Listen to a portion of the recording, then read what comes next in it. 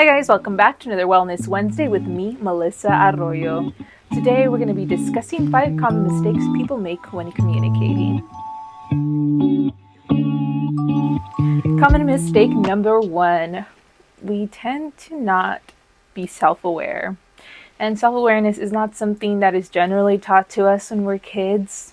Not something that we really learn about in school. Maybe this new generation of kids is being taught this. Hope so. However, a lot of us didn't grow up learning self-awareness. We grew up more so awareness of the outcomes after everything was going on.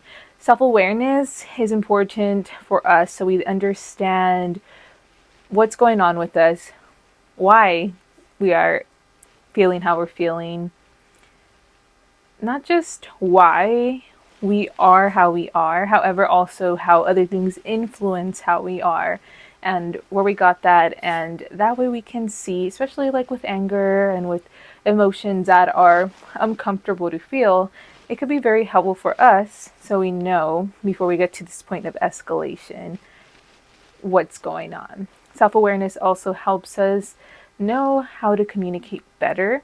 Self-awareness also helps us know how to understand others better as well.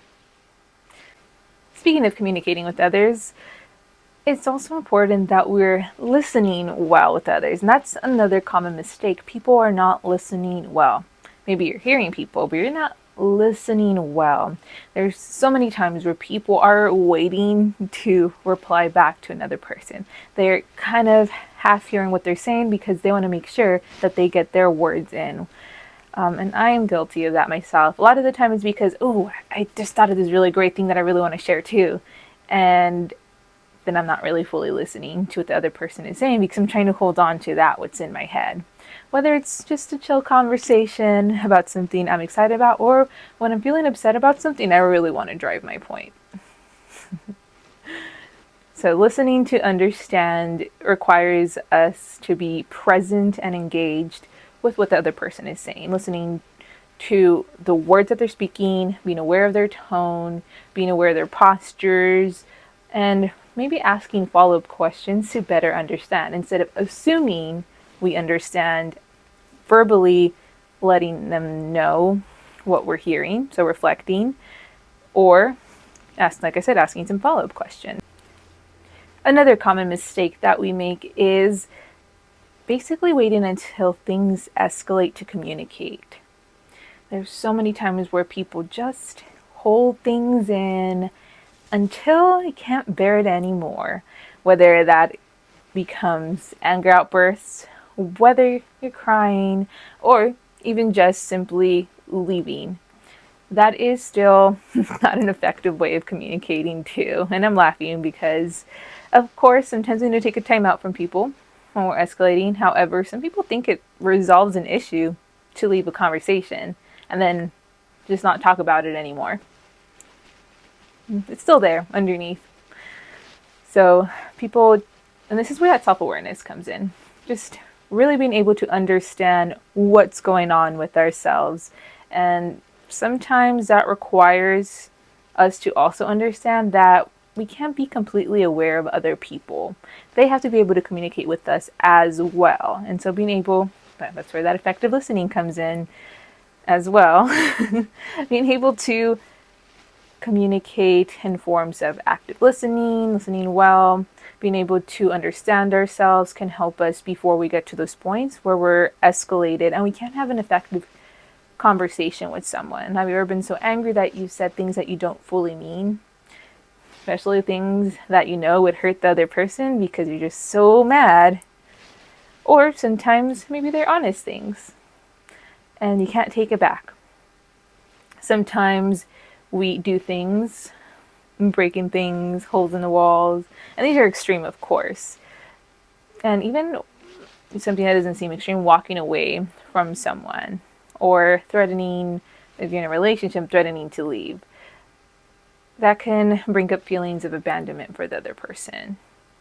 And that actually brings me to the next point. And I was kind of talking about it already, but also communicating after you've become overcome with emotions. When we're overcome with emotions, we're not likely to be able to really effectively communicate. When we are in our only in our emotion state of being, and we're not able to think things through, because that's how how naturally our minds react, because we go into these primitive places of our minds that take over and dull the part of our brain that deals with logical thought. And no, we're not trying to get only logical thought, because our communication should also be informed by our emotions, because that's part of our natural way of being. So finding that balance, striking that balance between, okay, I'm being able to understand my emotions, again, self-awareness important, and also being able to bring in logic and understanding of, okay, this is why I do this, this is what's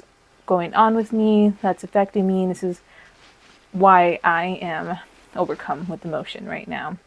How can I effectively communicate this? And again, like I was saying before, when we're in that state of escalation, we tend to just not be able to communicate effectively. And that is because we're overcome by emotions. So with that self-awareness, identifying like, oh, I am becoming overcome with emotions. I need to take a step back, do some breathing, go for a walk, do whatever I can to get myself more centered so I can communicate effectively what is going on with me, instead of saying something I might regret later or doing something I might regret later. So, mistake number 5. This is where we have the mentality of there being a winner or a loser, or trying to get someone on our side, being, like I'm the victim here, they're the one that's acting against me. When we have that type of communication, and this is something that, there is times when wrongs are done against us, and it's okay to identify that, and even especially abuse, that is a completely different subject. This is more so on another level, on a milder level, and even though it is mild, we tend to think in that mentality where there's a winner, where there's a loser, where I want to get my point across.